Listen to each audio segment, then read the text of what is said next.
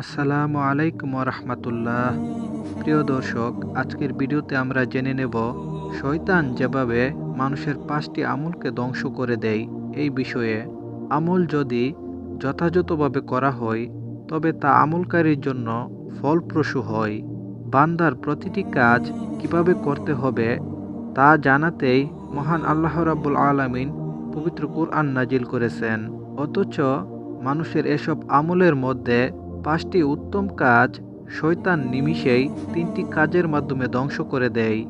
মুমিনের সর্বোত্তম আমল ও শয়তানের ধোঁকা দেওয়ার 3টি কাজ কি, এই বিষয়টি এখন চলুন আমরা জেনে নেই। আল্লামা ইমাম ফখরুদ্দীন রাজি রাহমাতুল্লাহি আলাই মুমিনের 5টি আমল এবং শয়তানের 3টি ধোঁকার কথা বর্ণনা করেছেন। তিনি বলেন, দুনিয়া হলো একটি বাগান, এতে রয়েছে ইলম, উলামায়ে কেরামের ইলম বা জ্ঞান যা মানুষকে সঠিক পথ দেখায়। দ্বিতীয়ত, সুবিচার, দায়িত্বশীল ইমাম বা নেতার সুবিচার, যার মাধ্যমে মানুষ সঠিক বিচার বা সমাধান পায়। ইবাদত বন্দিগি, আমলে নিয়োজিত ব্যক্তির ইবাদত বন্দিগি যা মানুষকে আল্লাহর ভয় ও মহব্বত তৈরিতে উদ্বুদ্ধ করে। আমানত, হালাল ও হারাম মেনে ব্যবসা পরিচালনা করা একজন ব্যবসায়ীর জন্য অনেক বড় আমানত, অর্থাৎ যিনি ব্যবসা পরিচালনায় আমানতদার।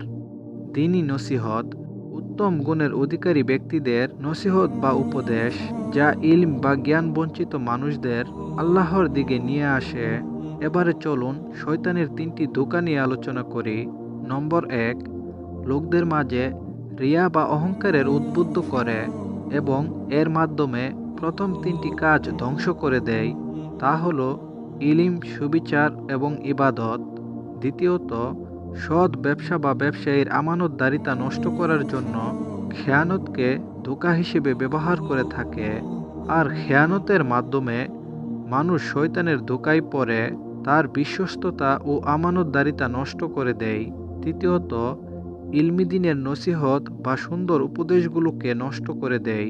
ইসলামের দিকে নসিহতকারী ব্যক্তিকে এমন কলঙ্কজনক কাজে জড়িয়ে ফেলে যে ওই ব্যক্তি কোনো মানুষকে ইসলামের উপদেশ কিংবা দাওয়াত দেওয়ার অবস্থায় থাকে না।